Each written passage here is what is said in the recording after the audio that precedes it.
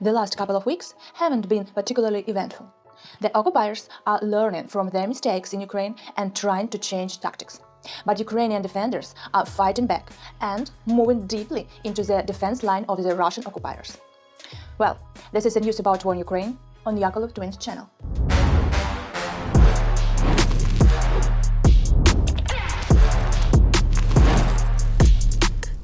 The main event of recent weeks was about visit of Ukrainian President Zelensky and his speech at the United Nations General Assembly. Well, there are some key points of his speech. The world is now on the verge of nuclear war. Ukraine, in the past, gave up its entire nuclear arsenal, actually third in the world, and Russia betrayed it. Russia deserves disarmament even now, because terrorists have no right to own nuclear weapons. Since the beginning of full-scale invasion in Ukraine, Russia has blocked Ukrainian seaports. In this way, Russia is trying to use food shortage on the world market as a weapon. Russia uses the Zaporizhzhia nuclear power plant in Ukraine as a weapon also, because Russia is trying to turn nuclear power into a weapon in this way. Then, kidnapped Ukrainian children in Russia are taught to hate Ukraine, and all ties with their families are severed, and this is actually a genocide of Ukrainian nation. Russia has almost swallowed Belarus and threatens Kazakhstan and the Baltic countries. And it was also stated that, or rather, about Russians' attempts to conclude some shady deals behind the scene.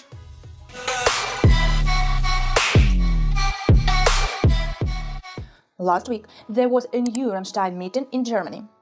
Subsequently, Zelensky and Biden met at the White House. According to the result of the meeting, the United States of America announced a new aid package for Ukraine worth $325 million. Well, in the frame of this package, Ukraine will receive anti-aircraft missiles, some additional ammunition for HIMARS, some machine guns to counter unmanned aerial systems, artillery shells, also there will be TOW missiles, anti-tank system, and etc. Also, it became known that all United States departments agreed to send ATACMS missiles to Ukraine. And this is actually really a good news. Just look at the picture. Look at how they have a sufficient radius of impact on targets.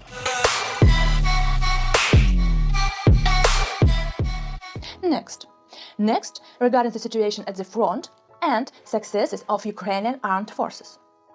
According to ICW, armed vehicles of the armed forces of Ukraine are already working behind the last line of defense of the Russian occupiers in the Zaporizhzhia region. But of course, at the same time, it's too early to say that the Ukrainian armed forces have completely broken through this defensive layer of the occupiers. Then, the Ukrainian armed forces are already reaching one Russian logistics road in the Bakhmut direction, east of Ukraine, and are working to cut off others. This is the first time analysts have observed Ukrainian forces using armored vehicles outside the Russian three-level defense. In other direction, the Ukrainian armed forces broke through the Russian defenses in Verbove town, and there will be another, even more bigger breakthrough. The Ukrainian armed forces have a breakthrough on the left flank, and they continue to advance further. Not as fast as we expected, of course, not like we can see in some movies, but the main thing is not to lose this initiative. Well, the big breakthrough in the counteroffensive will come after Ukraine is able to liberate Tokmak city. Also, Ukraine is gradually taking the temporarily occupied Crimea under Kyiv fire control. The Russians understand that the airspace of the peninsula is no longer so powerfully controlled. Therefore, panic is intensifying there.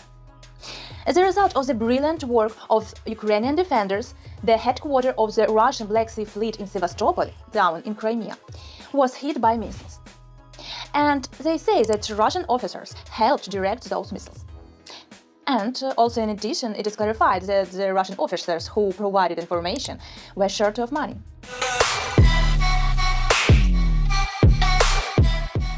The Wall Street Journal states that Russian army is learning from its mistakes in Ukraine. And this is, of course, the bad news for us. So, what changes have occurred among the occupiers? They switched to a war of attrition strategy after the failed blitzkrieg. The emergence of deep echelon defense lines after the defeat in the Kharkov direction in 2022. Minimized the losses of their aircraft after the large losses at the beginning of the war. They modified old-style shells. Then, Russian electronic warfare systems shot down up to 10,000 Ukrainian drones per month. Due to the appearance of HIMARS in Ukraine, the command was moved deeper into the rear. Then, the appearance of the Lancet drones on Russia. And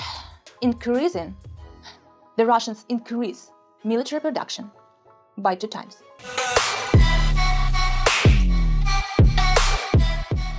Well, not only bad news, there's a good one also. So let the military collaboration between America and Ukraine happen.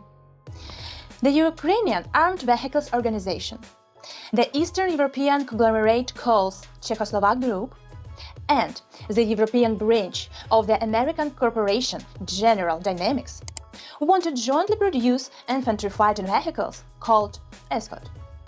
Escort is equipped with the latest technologies and is in service with the leading armies of the world and NATO countries, like Spain, Austria, Great Britain. By the way, General Dynamics is the developer of the F-16 aircraft fighter jets and Abrams tanks. So we'll see.